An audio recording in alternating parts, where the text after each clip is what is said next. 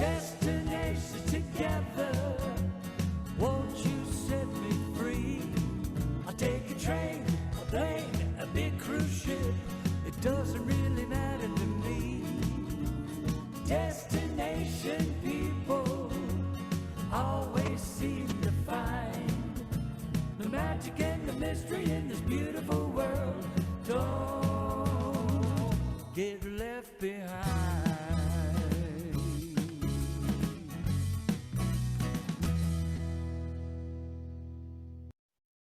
Welcome, everybody. I'm Tom Anderson, and this is Webinar on Wednesday with Destinations Together. As always, a warm welcome to our Zoom listeners and cruise line executives that are tuning in. It has been a couple months since our last webinar, which was focused on insurance with MHG. The ongoing objective for Destinations Together Webinar on Wednesday is to provide valuable information that is practical and that can be applied to your business immediately. Your time is valuable, so Larry and I want to ensure that we're making good use of every minute. So let's jump in today's topic of safety. The positive vaccine news continues pushing the economy forward, which is encouraging travel, and as a result, more cruise ships are sailing. Hopefully, the cruise lines and tour operators are finally starting to make some money in this post-pandemic environment. As the number of operating ships and passenger counts increase, you as tour operators and attraction owners must not only ensure that you have proper insurance in place, you must also have the right procedures in place to ensure the safety of your team and your guests. Today, many of you have teams that are new to the tour business. This can impact the overall safety of an operation. Integrating safety into every aspect of your operation through building awareness and training is critical. Today's webinar is co-created and hosted by Wess Long and his team at StarGuard ELITE to provide you the most up-to-date safety information, including best practices, emergency action plans, and of course, they're available to answer your immediate questions. To help Wes and his team more clearly understand your specific interests, Larry will post a brief survey. Please take a moment now to complete it. As you know, safety is the cornerstone of any tour operation or attraction, so please post your questions so Wes and his team can address them directly during the session.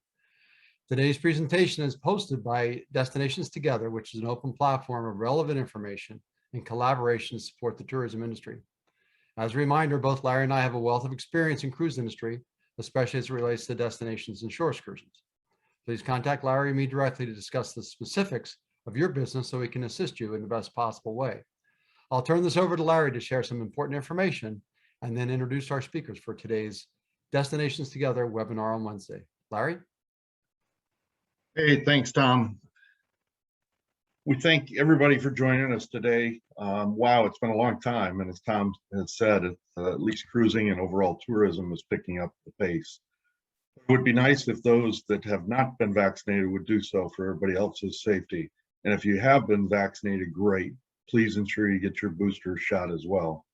Before I introduce our guest presenters for today's webinar, let me remind you of a few important housekeeping items.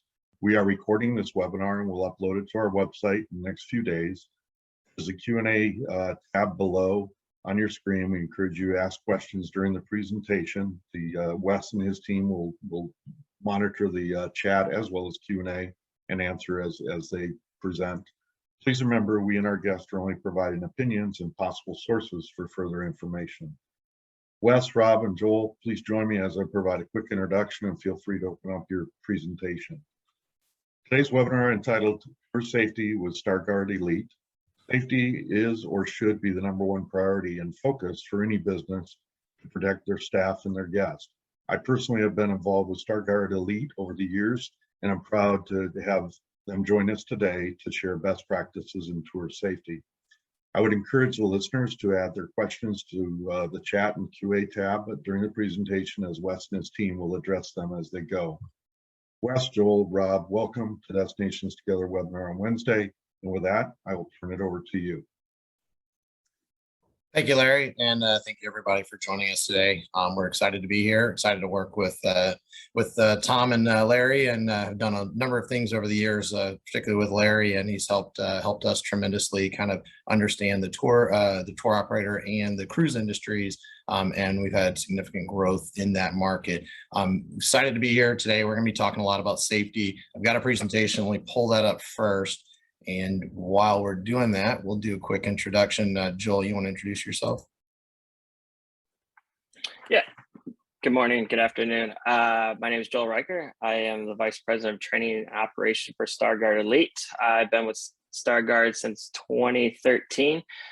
Some of my main roles with SGE is understanding and developing training programs, audit scheduling and IDC scheduling, and one of my main clients is working with Royal Caribbean. Excellent. And Rob?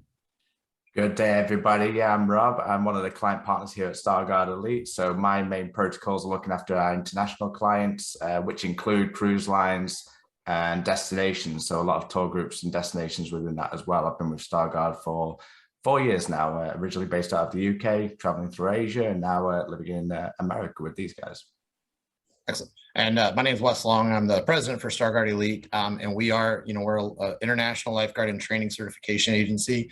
Lifeguard training is the core of what we do, but aquatic safety and consulting is essentially the overwhelming effort of what StarGuard does on a day in and day out basis. And in recent years, we've done a tremendous amount of consulting and really working with everything from small tour operators, dive shops, things like that, to major resorts, massive water parks. This year Baja Mar opened a huge water park, and we were involved with that from really from like the commissioning of the attractions, the safety plans, everything. So we really have been able to see quite a breadth. And just to kind of give you guys an idea, a lot of this is focused mostly in the Caribbean.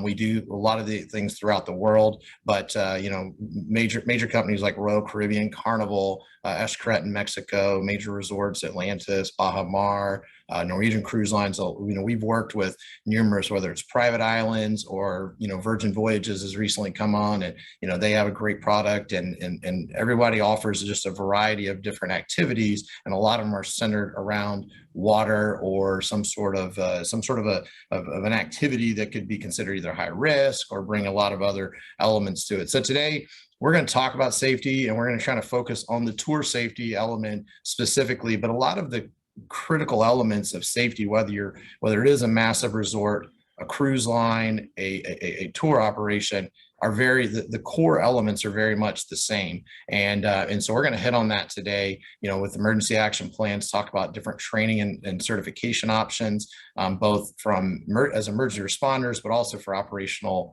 development, operational training, and then talk about some of the daily operation best practices to prevent risk and manage the experiences that you are offering. And then ultimately, if something happens, having a plan for post-incident and being prepared for that. And so much of this work is done ahead of time. One of the things before we dive into it, we talk about safety as a whole. It really is a culture, and it has to be a culture, and it has to involve all levels, from the ownership, management, all the way down to the frontline employees. It really takes everyone's involvement and commitment to it. We see numerous times where you have a passionate frontline team or individuals that are really trying to drive it. But if they don't have that support at the ownership and highest levels, they really struggle. And there's opens up opportunities for potential risks or cutting corners or things just not working as well as they should be. In the last two years, COVID has really taken front and center standpoint in terms of the pandemic, how we operate, all those things. And while that has taken a lot of attention and time away from how we operate our operations, the risks and the safety elements that have been there since day one are still there. And one of the challenges we've seen is that attention to focus on the pandemic elements is actually drawn away from actual operations and some of the safety stuff that was being done prior to that. And so that creates a big challenge. And another thing we've seen is that there's been massive staff turnover. And I know Tom mentioned it early on in the opening here, but staff turnover, when you lose a staff member and you get a new staff member in, there's certain amounts of knowledge, experience, you know, maybe it's training and certifications that's lost with that. And so now that we're really kind of coming out of this, you know, the cruise lines in particular, you know, are almost back in full speed here. And we're seeing, you know, international travel resorts and things like that picking up quite a bit. You know, it really is the time to be making sure that we're evaluating our procedures, how we're doing things, and making sure that you know, you are as buttoned up as possible in all these different areas. So let's jump into it. I'm going to talk about emergency action plans, and I'm going to pass it off to Joel and Rob to talk about a few of the other items. So emergency action plans, a common phrase we hear is EAP. And an emergency action plan, first and foremost, the most important thing is you got to have one. Okay, whether if it's a kayak tour or if it's some sort of other type of excursion, if it's you know, fishing tour, parasailing, whatever it is, have one. And really what it is it's just a written procedure that details the proper response to any variety of emergencies. EAPs must be routinely evaluated.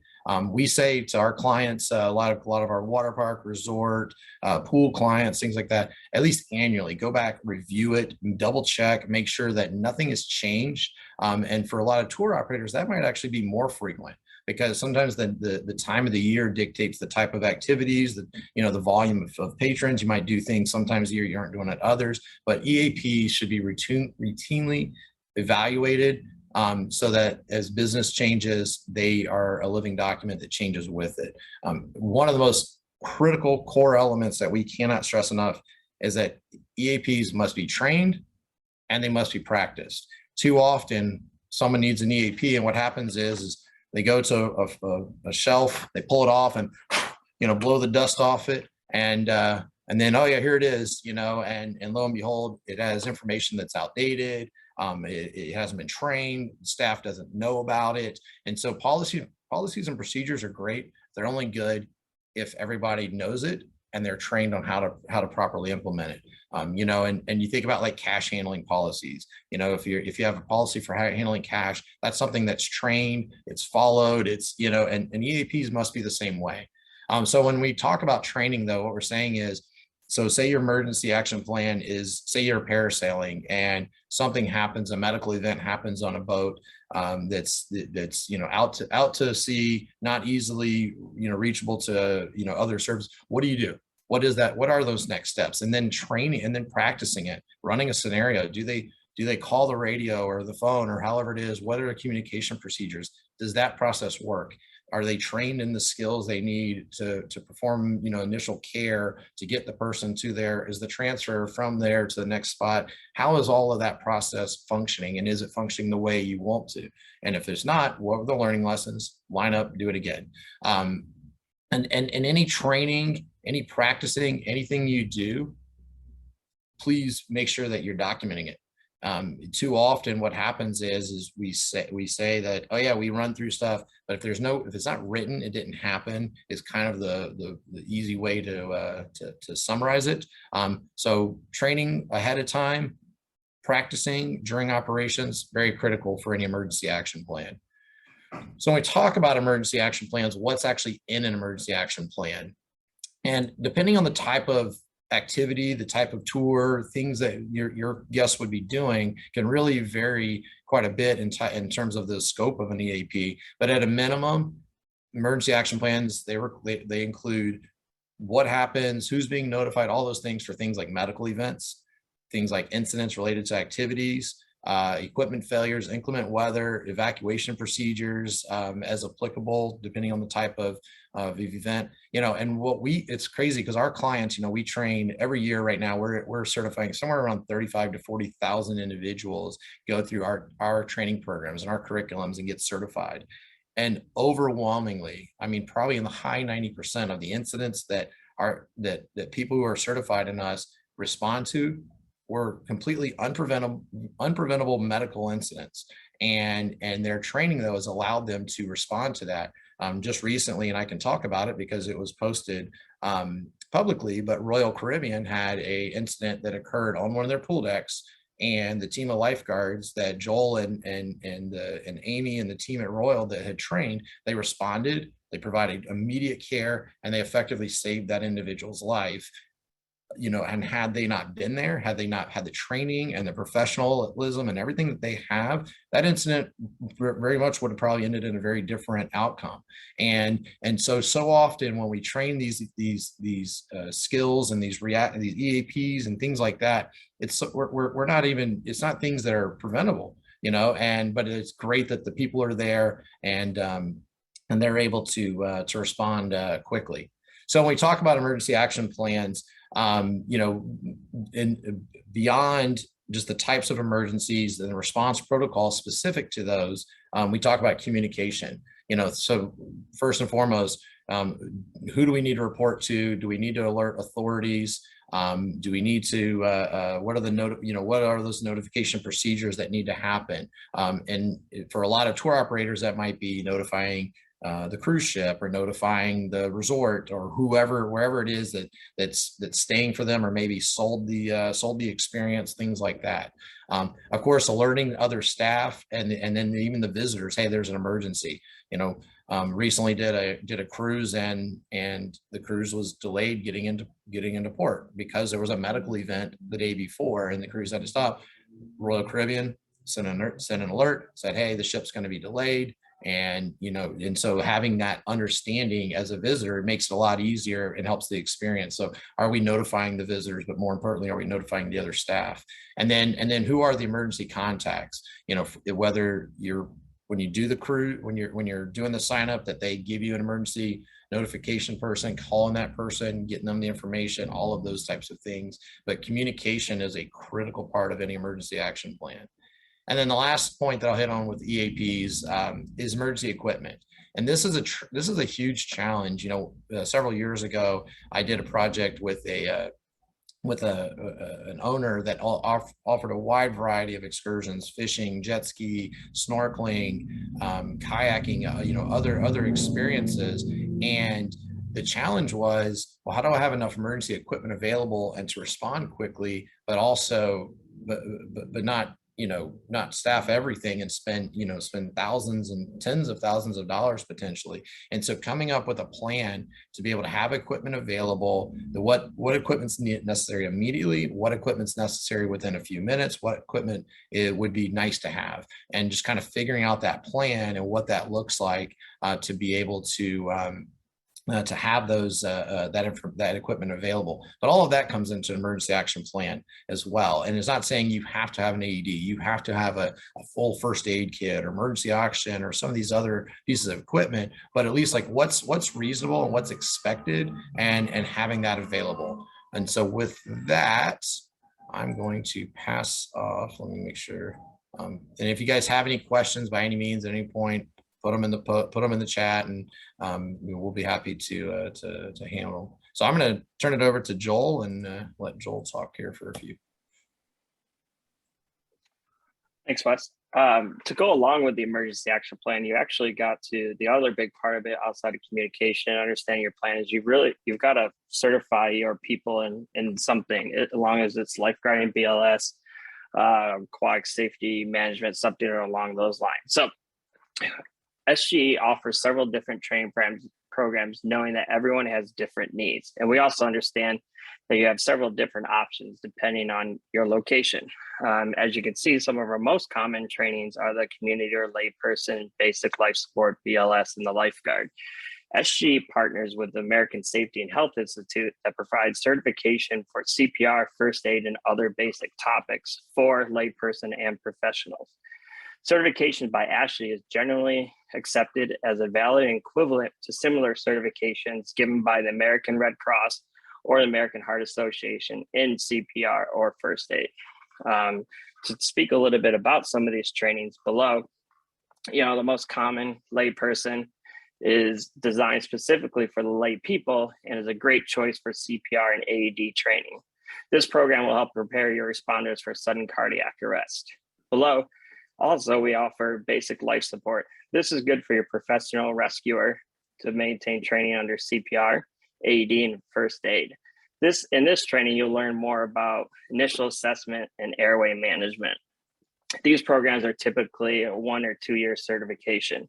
The nice thing about being part of the SGE and also part of ASHE, as a StarGuard instructor, you can become co-authorized as a basic instructor with the American Safety and Health Institute, which allows you to teach these ASHE courses such as CPR, basic first aid, and other in ASHE portfolio to students separate from StarGuard. So you don't necessarily need to only be teaching StarGuard people.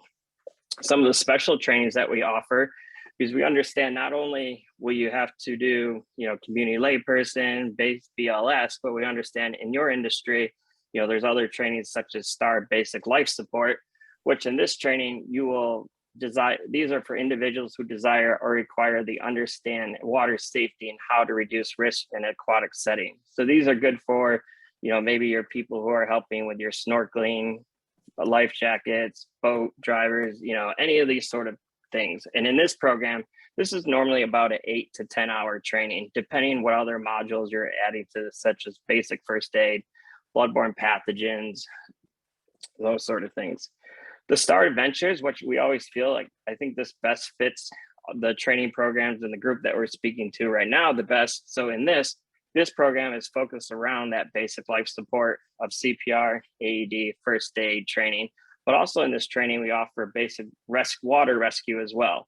We know that not everyone would necessarily need to be a lifeguard and fully trained as a lifeguard. So having the understanding of how to, if somebody was to fall off a jet ski or fall off your boat, what would that tour guide do to help them? So understanding, hey, simply get them back on the jet ski, how to safely get them back on your boat, if it's through the back of the boat, side of the boat, whatever works for your team. Like I said, these are really good trainings for your jet ski operators, small and large boat tours, snorkeling groups, but it's just a touch of the lifeguard training and adding your first aid and all your basic rescues. Hey, Joel, too, just to piggyback on this. So, it's really common. One thing that is really important, and just looked at the poll and saw that about half of the responders said that they are getting recertified, on at least an every 2 year basis. It's really common sometimes for people. I've run into this throughout the Caribbean quite a bit, where you have someone who says, "Oh yeah, I was trained in AED, or I was trained in CPR and AED," but it might have been 5 years, 10 years. And it's always, the recertification is critical because it helps keep the skills more current, but the science changes. And I don't think a lot of times we really understand sometimes if it's not what you do, is that what used to be CPR used to be 15 compressions to 2 breaths for a single rescuer, 5 to 1 for a 2-person. Now it's 30 to 2. And the focus is really on the compressions, minimizing interruptions, those types of things. And so the skills change. And so getting recertified and making sure your staff are recertified is really critical. We offer these programs, but there's a number of other organizations throughout the world that offer the same level of ILCOR or American Heart Association compliant safety training, safety protocols. And just the key is make sure that your staff are certified in a major body by a authorized body, and make sure that they're getting that training at least every couple of years. Sorry, Joel, to interrupt, but just kind of really emphasize that. Oh, appreciate it. Can we go forward? Yep, that'd be great.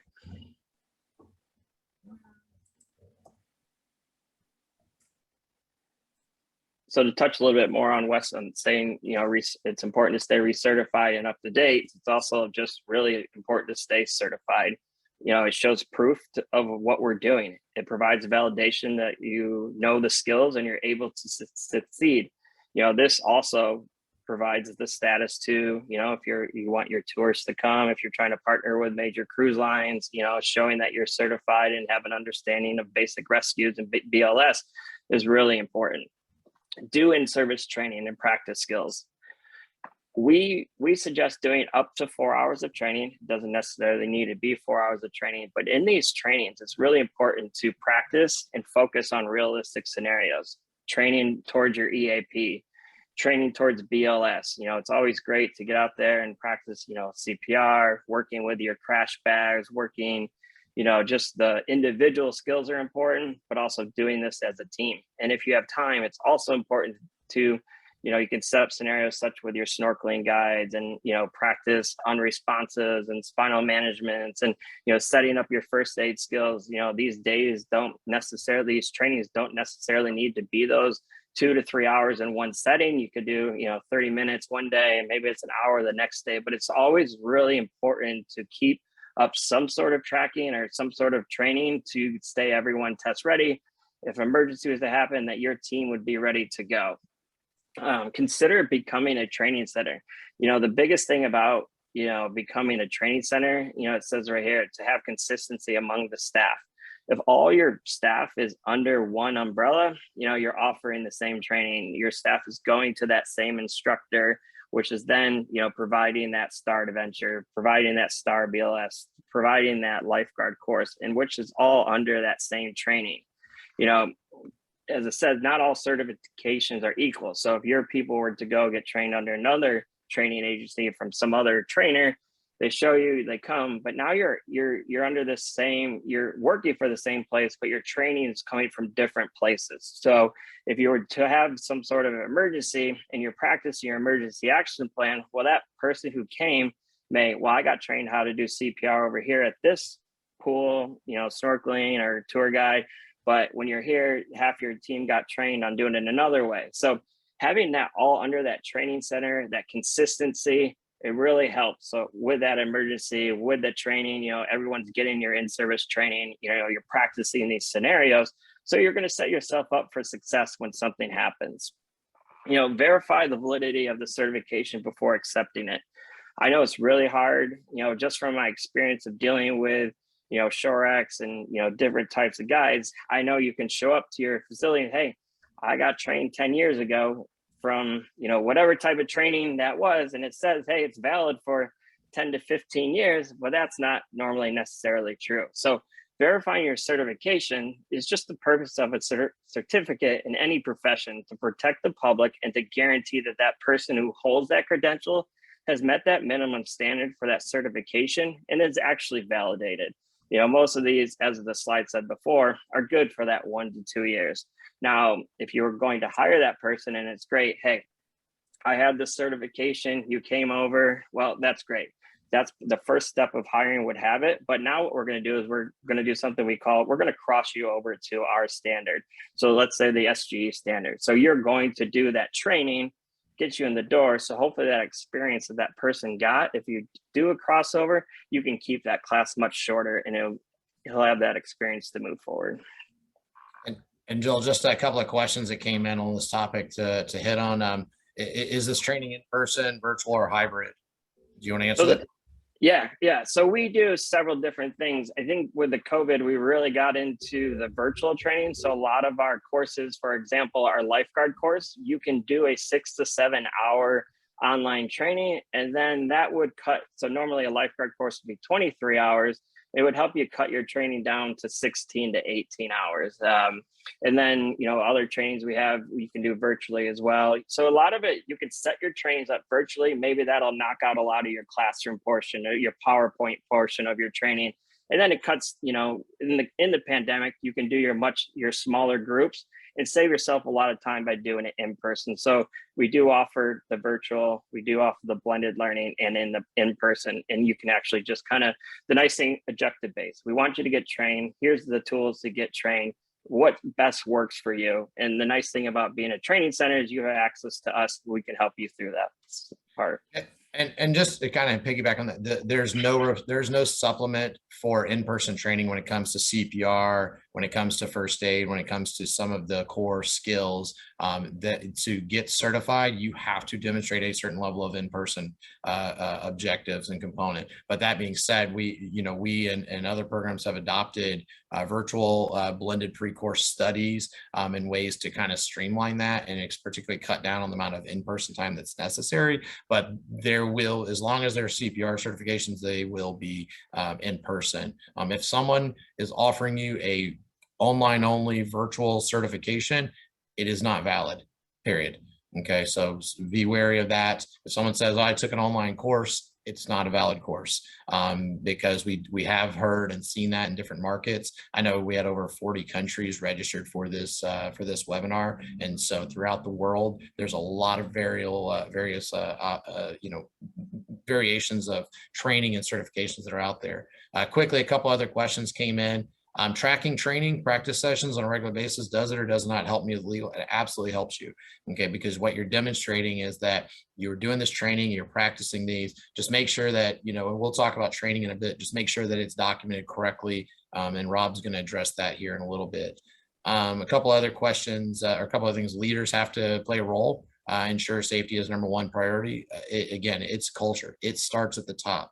And if your owner or leader or manager, whoever's the main person, isn't engaged and doesn't buy in and believe it, it struggles from there down.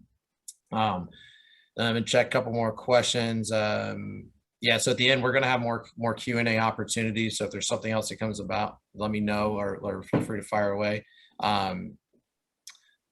A DMC and cruise Shorex provider in Dubai, American board certified agency in UAE that's willing. Yes, actually, we have a partner in the UAE. At the end of this, you'll have our contact details. Reach out, and I can directly link you with our partner in the UAE. They can offer you training in person. And then, okay, yep, great. I think we're caught up on the questions. So with that, Jill, did you have anything else you wanted to add on? Okay, cool.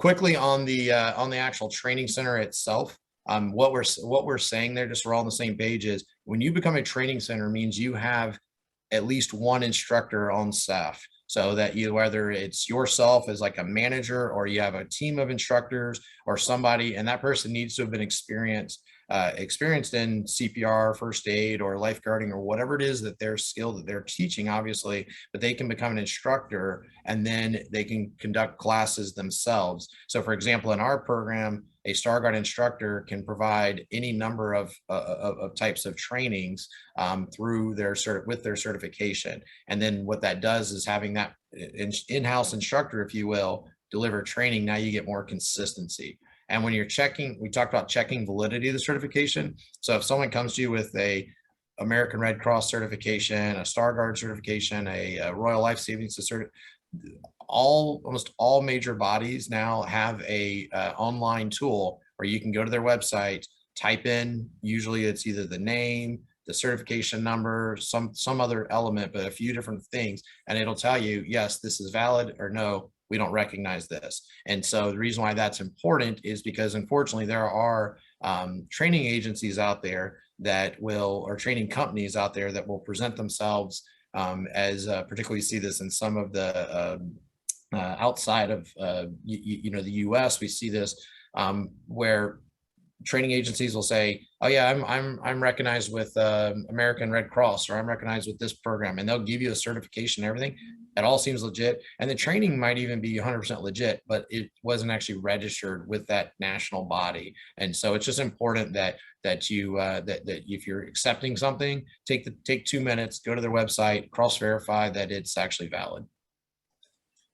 All right, pass on here, Rob, or I'm sorry, Joel, it's still you, right? Yeah, can be.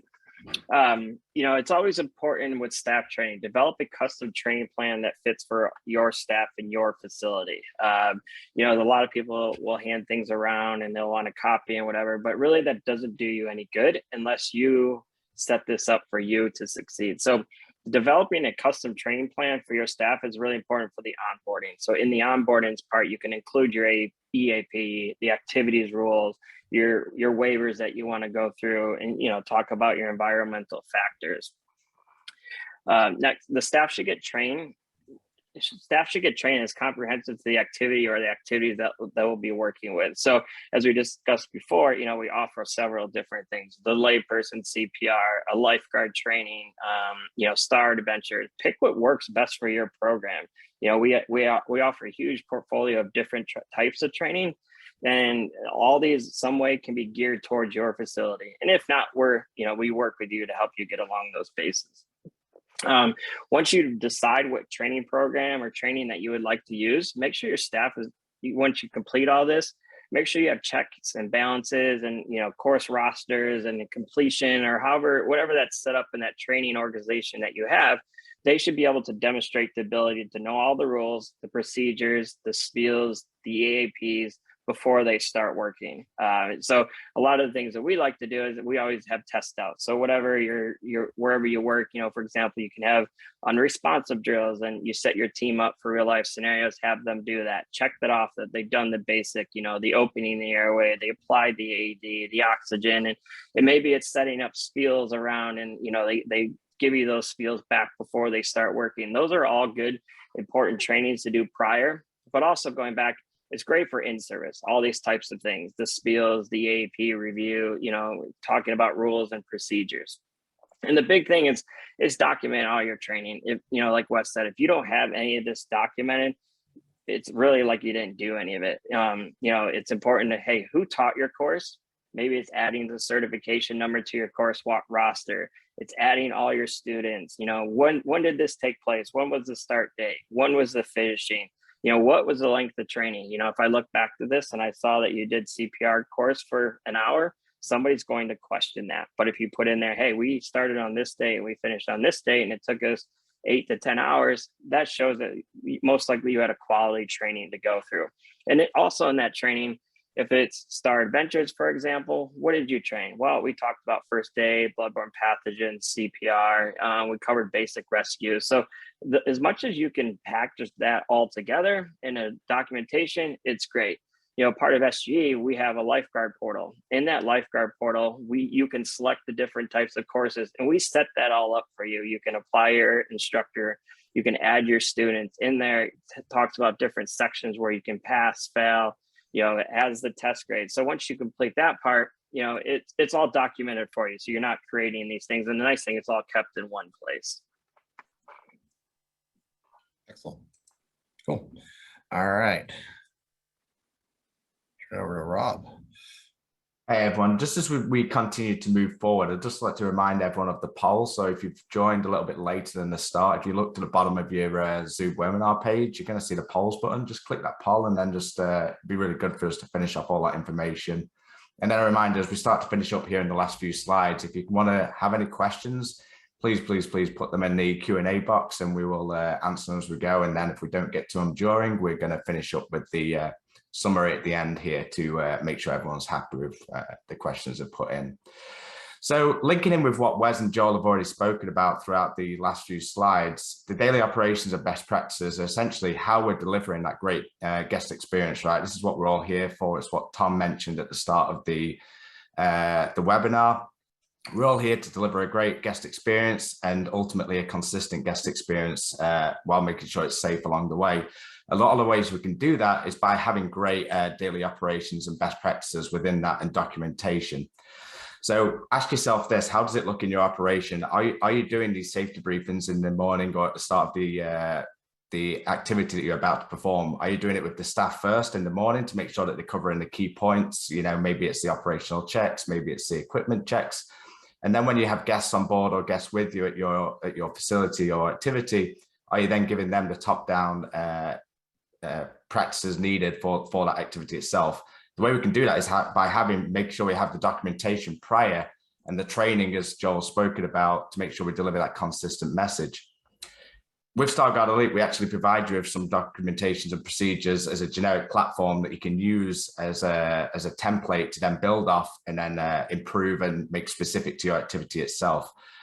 Within your documentations and procedures, there's a few key points that we want to be covering. One, obviously, is the safety checklists. We want to make sure that before anybody enters our activity or enters the experience that we're about to give, we want to make sure that everything's safe for the guest to do so, and ultimately the staff taking part within that activity as well. It's not just about the guests. Remember, we've got to protect ourselves and the staff members doing the activity itself.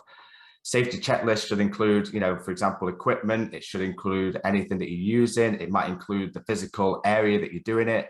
And it also might include, has the person delivering it done the training? For example, we wouldn't want somebody on day one walking up to do scuba diving if they've not actually done it with a group before. We want to make sure we're doing the maintenance checklist. So again, if you actually operate a physical pool, for example, or a physical location, you might have some maintenance checklists. You know, is everything in physically good order? For example, steps, pathways, equipment, the pool itself, the chemical levels, all those different things. We want to make sure the staff scheduling is correct before we turn up again. And the way to deliver a great, consistent guest experience and a safe one at that is to make sure we have the right staff in the right place. We wouldn't want to make sure we've incorrectly scheduled somebody that maybe isn't fully trained or fully competent to deliver the experience you're trying to give to the guests.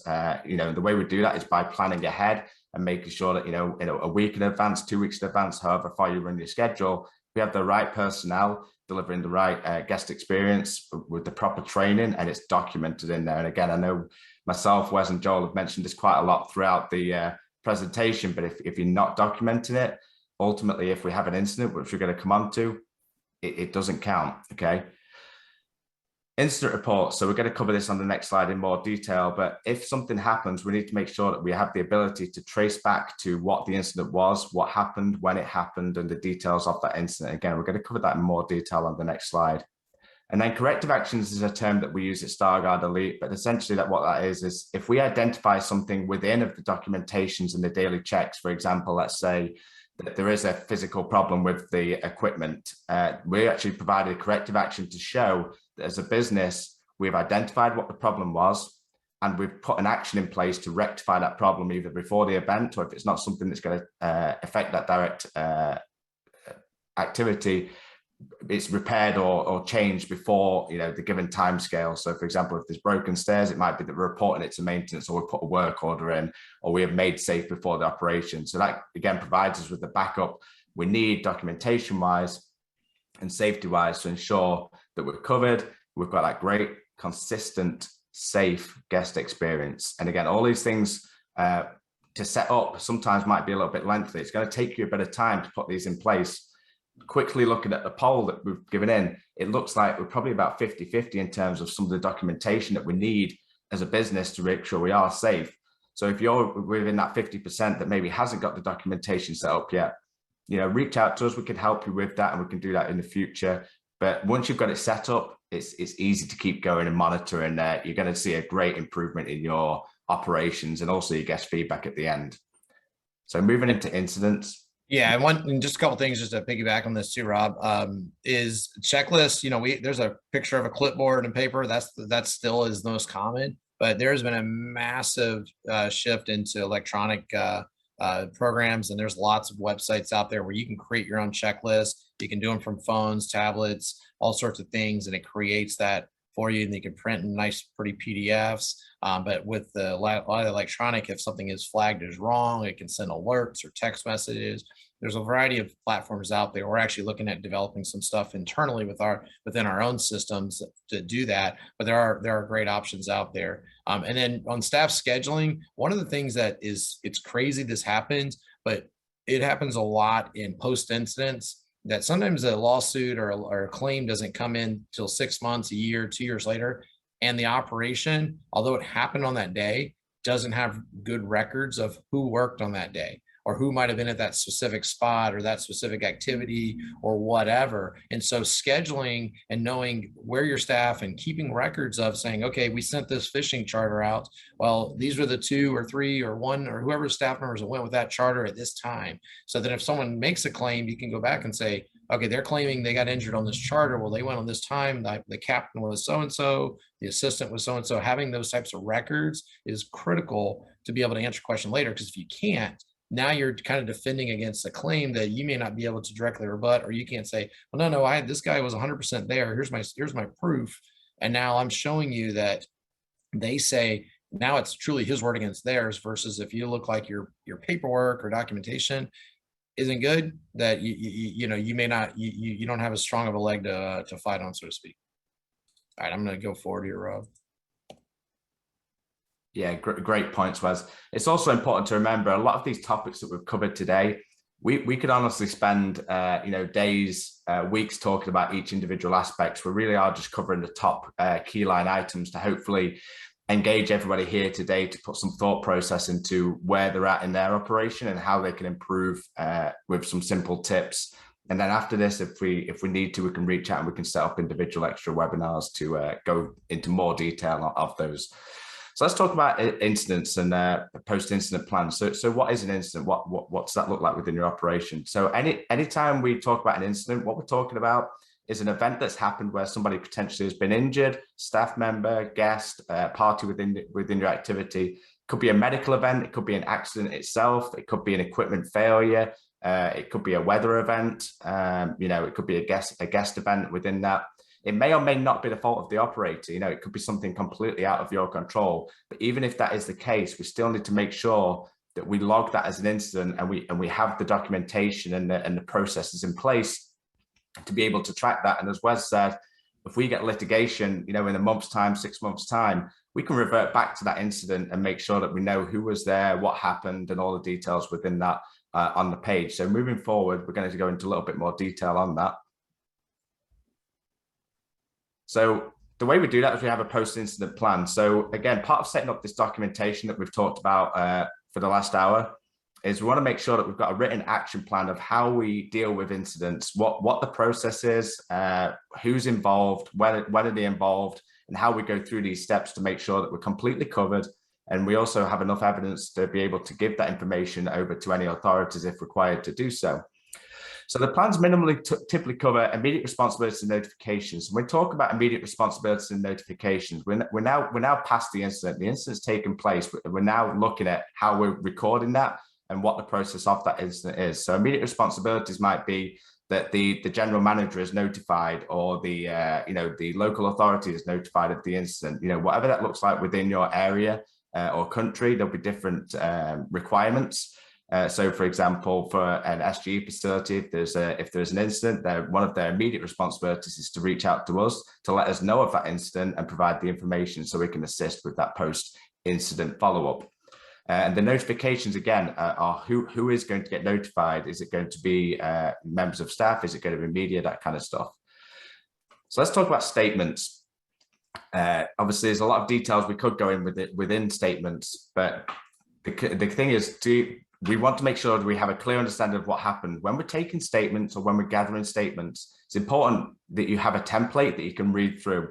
Within this template, we want factual information. We don't want, I thought this happened. We thought that this happened on the day. I think that what happened is this. What we want to be making sure in these statements is that they're clear, they're concise, and they're accurate, because we're going to be able to use these in post-incident follow-up to make sure that we can cover ourselves if we do have any litigation in the future.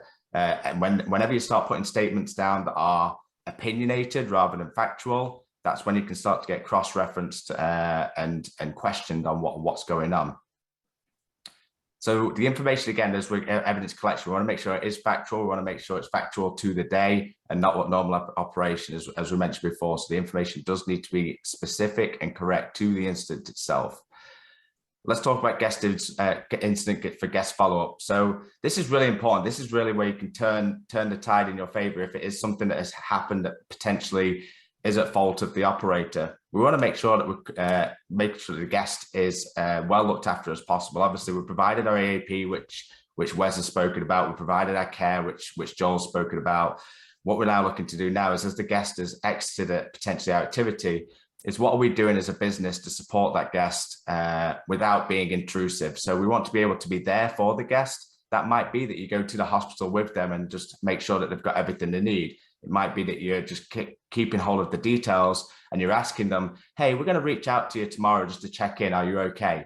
One, that shows that, you've got the empathy value, but two, it also keeps you on the button and in touch with what is happening after the guest has left your facility. If that guest has taken a turn for the worse or a turn for the better or the information, it allows you to be at the forefront of that information before being sideswiped, potentially in a week's time with, for somebody from the media, for example, which leads on to the next point. So media inquiries. Do you have a designated person? Would probably be my first point on this. Again, we could go into a lot of detail just on media itself. It's very big at the moment. There's a huge cancel culture as well at the moment. So there's a lot of things going on. We want to make sure that as a business, the best way to tackle the media is to have a designated person initially that has probably been media trained and has some media experience. And also, when we're talking to the media, we want to make sure, again, we're giving specifics of the incident, no more, no less. For example, if we have an incident, we would say, yes, we have an incident. It has been dealt with following our AAP. More information will be released as followed. We really don't want to be giving out a lot of extra he said, she said until we know the facts, because that could leave you in trouble. Once it's out into the media, it's gone, it's out, it's written down, it's documented, and you could be called upon that again at a later date. And then the last point what we want to talk about is counseling and emotional support. If you have ever been involved in an incident or seen an incident, it can be quite traumatic for the guest and for the staff members themselves. There's a lot of things out there in the last few years that have been really improved, especially with the COVID area. There's a lot of things that have been put in place virtually, telephone, by companies and businesses. We want to make sure that we're immediately dealing with the staff members to make sure that they're okay, because we want to make sure ultimately that they are mentally in a good headspace to still be able to work if they want to work, or if they need the time off, to make sure that they're staying safe and obviously getting that guidance they need. There's a lot of things on the OSHA websites. There's a lot of things online as well that are all free. There's not, you shouldn't have to pay for a lot of these things. Now, if you want to go extra, you can, as a business, you can provide, more professional care that, maybe at cost, but there is certainly a lot out there that is free at the moment. But it's something that shouldn't be missed. I've been involved in incidents, and we as a company have assisted with incidents. This is the part that's often forgotten about. Once the guest is gone, once the incident's happened, once everyone's happy, we kind of forget about it and move on to the next day, when we don't realize potentially that there's a staff member there or a guest member that might need that just sitting down and talking to and going through, and it goes a long way to help out. And then finally, your plan should be reviewed at least annually. Just because it worked last year, it might not work this year. COVID is a great example of that. What COVID did do in its benefit, it really encouraged people to remind themselves of, is the plan correct, and does it need updating? Because a lot of the procedures, policies, incident follow-up, EAPs, all needed to be updated to include some COVID guidelines within there. So, who's to say that next year there's not something else that comes along, new legislation, new regional requirements, new training requirements that might need you to update your incident plans, and then tracking back through what Joel and Wes have spoken about, might need you to update your training and justification process as well as your documentation. So it's really important that you at least annually go back through your paperwork and you check what's going on with all that in there. And just a couple things on the incident plan. We actually did a 2-hour session on this section alone earlier this year, and at a conference for training. And like Rob's point, you could really dive in and do quite in depth on a lot of these things. But incident plans, they can be as short as really as 2, 3, 4 pages. Sometimes we're much more broad. We're not talking, just so I know, sometimes you hear the word plan or emergency action plan, the same thing. We see some that are 3, 4, 5 pages, some that are 30, 40 pages. Just kind of depends on your scope and of services and things, and how you respond to it. But ultimately, just having them is really important. And kind of thinking about all the different variables that are here. So we are wrapping up in terms of the information we wanted to share. If you guys want to reach out, we had a few Q&As, and I'm going to talk about those in a second. But a lot of them, what we're saying is, hey, reach out to us. info@starguardelite.com is an email. It goes to myself and our entire team, Joel, Rob, and several others. We're available. You can find us on Facebook, find us on Instagram. You can find us on LinkedIn as well. Of course, our website, starguardelite.com. If you want to reach out, by all means, please do. But info@starguardelite.com is an email, is a great first point. We get your contact details, vice versa, and then we can direct you to the right person on our team to continue the conversation. So with that, we're going to open up to questions. This particular image, this was February of 2020 on a Royal Caribbean cruise ship. We did a big training with a lot of our clients from all over the world. And lo and behold, a month later, we shut down. So, but we love having an international presence, and the opportunity to speak to you guys today has been awesome. Quickly, a couple of the Q&As that did come in. Jose Luis Cervantes asked about, can we do a deeper look into the training program and operation? and as well as Alessandro Makos, same thing. And that's absolutely something that we can be of assistance for. If you're interested, again, my initial response is shoot us an email and we'll have the conversation. We can talk about, just learn more about your operation, exactly where your locations are, the feasibility of getting someone there and all those other elements.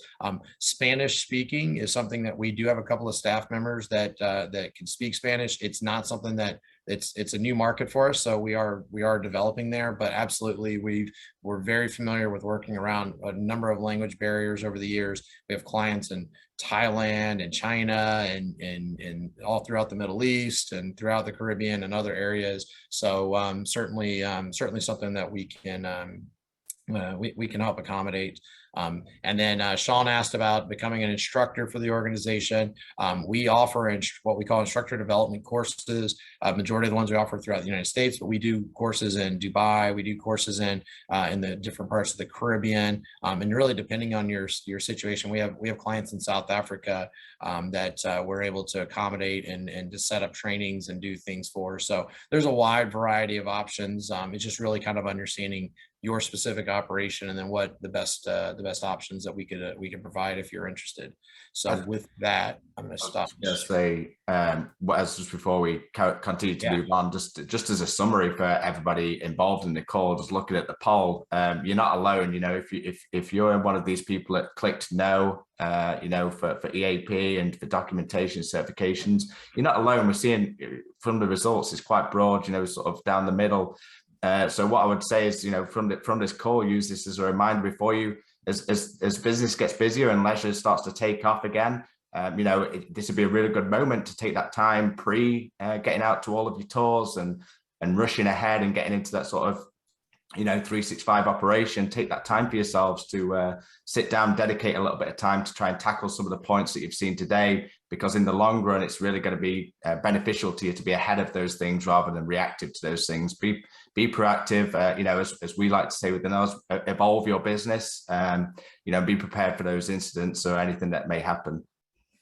Joel, did you have any closing comments? I got a couple, and then we're going to hand it back over to No, for the EAPs, even if you don't have anything, but simply putting something small together, as simple as, hey, emergency numbers, small trainings, who to contact, how do you get medical here? And then from training standpoint, even if you're kind of doing, you're documenting your training, you're putting your days, what's going on. But if you just kind of start these processes, and as you get more comfortable with them, you'll expand on a lot of this stuff. So don't think, hey, I got to go all in tomorrow or today as soon as this call's over. But it's like you're just taking it one step at a time.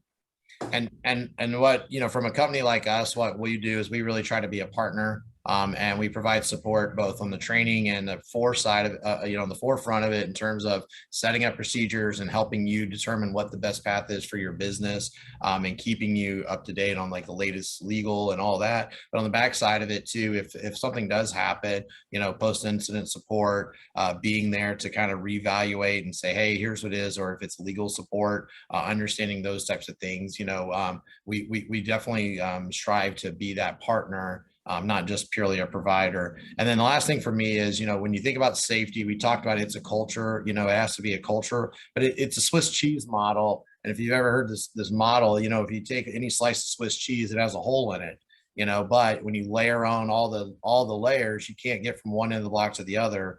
You're going to hit one of those layers, and safety really is that same model where if you just take one layer alone and you depend upon that, there are holes. But if you keep layering on all these different elements, training and certification and documentations and equipment and all these things, that ultimately you can create an umbrella to at least catch anything that's preventable.